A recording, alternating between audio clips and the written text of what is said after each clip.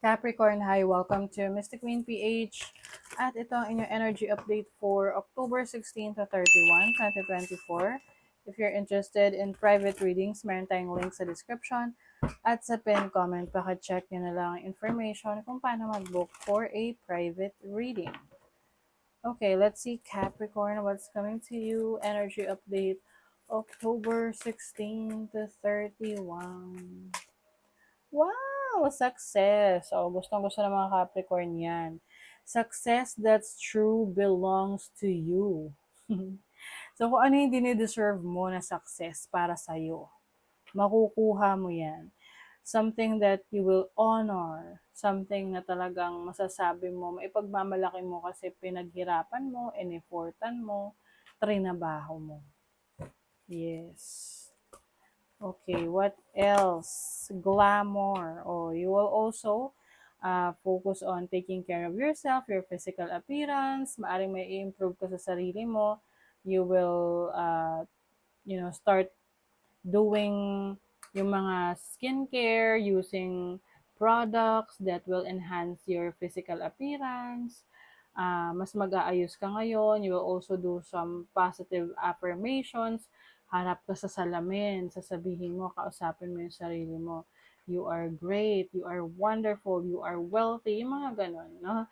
So, you also see a lot of possibilities sa mga bagay na gusto mong i-pursue sa buhay. Hindi lang isa, hindi lang dalawa. Marami kang ideas, marami kang gustong subukan. And mas positibo yung pananaw mo ngayon, mas marami kang kayang abutin. You will also focus on your health, sa iyong kalusugan. You may need to pay attention sa sinasabi ng katawan mo. Kasi, di ba minsan may, ano yan eh, yung nararamdaman natin sa katawan natin, yan ay manifestation of what's within. Sabi nga, as above, so below, di ba? So, as within, so without.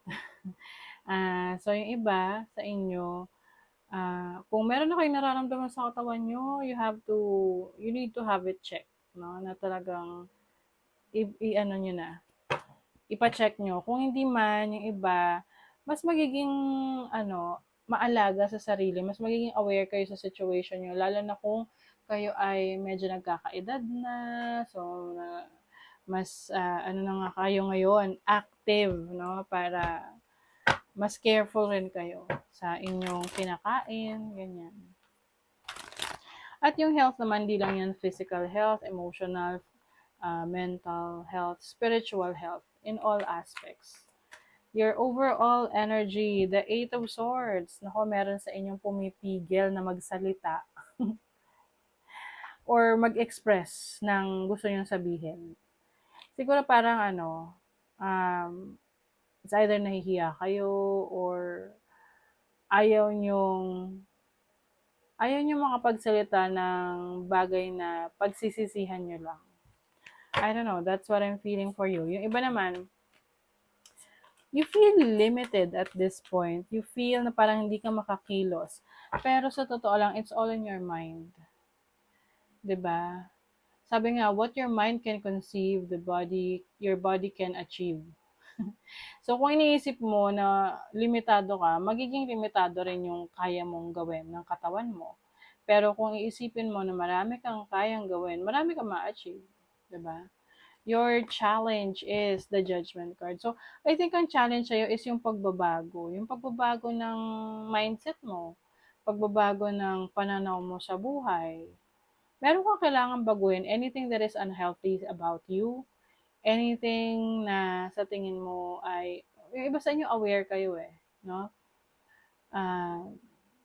Yung change, yung pagbabago, sabi nga nila, it's very uncomfortable. Lalo na kung it will affect you in so many ways. Let's say, for example, you want to change your body. Gusto mo na mas maging fit, healthy and fit. At sinasabi mo sa sarili mo na, ay, hirap eh. Hindi ko kayang gumising ng maaga, hindi ko kayang mag-exercise, hindi ko kaya. Alam mo yon. So, kung yun yung iniisip mo lagi, yun yung ina-absorb ng mind mo, yun yung makikita mo sa katawan mo na hindi mo kaya. Magiging mabigat sa'yo everything, lahat ng gagawin mo mabigat. Kasi nga iniisip mo hindi mo kaya. But the moment that you set to your mind na, hey mind, kaya ko to eh. Easy lang to eh. So your body will adjust through that. Mm-mm. So yun yung challenge sa'yo, kung paano mo mababago yung mindset mo in a positive way. Your opportunity, the emperor. So, alam nyo, meron kayong opportunity to be in control of your life, to be in control of yourself. The emperor is someone who is a leader, someone who is structured, someone na may disiplina sa sarili. So, kaya-kaya nyo yun. Whatever this is na gusto nyong i-pursue sa buhay nyo, you can be very successful in that field.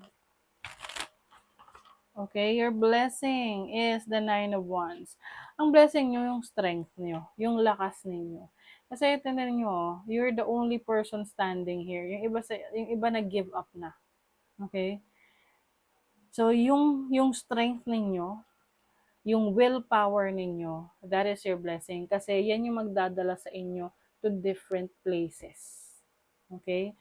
Kaya, kailangan you have the full control of yourself, of your mind, of your body. Kasi marami kang kaya pang na-achieve. Okay? You just need to be focused. Your money, career, finances, the tower, the sun. Oh, you're focusing on your happiness. Kung saan ka magiging masaya sa trabaho, sa career, sa business mo. Meron kang babaguhin. Parang kung ano yung nasimulan mo na sa tingin mo hindi na nagwo-work for you, you're going to make some change na aware ka doon, alam mo na yung pagbabago na yon, it's for the better. And you will experience happiness after that kasi parang gagaan yung pakiramdam mo na, uy, ito na yun, naglakas loob na ako to finally resign sa isang toxic situation sa trabaho. Or finally, mag-change na ako ng career. Finally, sisimulan ko na yung business na gusto kong gawin. Finally, mag-abroad na ako. So, yung mga plans mo, you are gearing towards your plans. Hindi ka na limited kasi tinatanggal mo na yung limitation na yan sa buhay mo. Your love life. 4 of Pentacles, 2 of Cups. So, iba sa inyo, if you are in a relationship, things are stable sa relationship ninyo. I feel like some of you, hindi lang to romantic relationship ang meron kayo, pwede rin kayong merong business partnership ng person mo. So, mas focus kayo ngayon sa future ninyo, sa pagkakaroon ng stability, especially financially. So, napaka-importante ng person that you are dealing with right now dahil yun yung comfort zone nyo, yun yung supporter nyo. No? If you are single, possible that you will be meeting someone na merong interest or someone who is as practical as you are. Pwedeng kapareho mo na earth sign, Taurus, Virgo, Capricorn, ganon. Na nagkakaintindihan kayo, yung tipong nagkakasundo kayo sa maraming bagay. Beware of greed. Meron daw may energy rito na someone who wants to have more. Okay? Minsan kasi, nagiging greedy tayo. Na, gusto ko pa, ganito. Halimbawa sa sugal, di ba? Yung iba, nagiging greedy kahit nanalo na, tapos itataya pa niya ulit. Kasi gusto niya mas malaking kikitain niya or papapanalunan niya. Minsan pag sobra ng greedy, baka mawala pa sa'yo. So, be careful. Stubborn, ayan. Baka kayo yung aggressive, stubborn, matigas ang ulo. Warning you of a problem either now or in the near future. So, pay attention, Capricorn. Hindi porket things are doing well for you, magiging kampante ka na. Nandun pa rin yung pagiging maingat. Oo. Take care. Take care of your finances, take care of your spending habits, and of course, your health. Number 1. yung inyong kalusugan. Sensitive soul, strengthen your boundaries and cut cords. Oh. So, yung iba sa inyo, magsiset kayo ng boundaries. Hindi kayo laging available para sa ibang tao. Oo. And if there are some people na sa tingin mo, you are just taking advantage of you, you might be cutting cords, cutting connections, cutting off these people.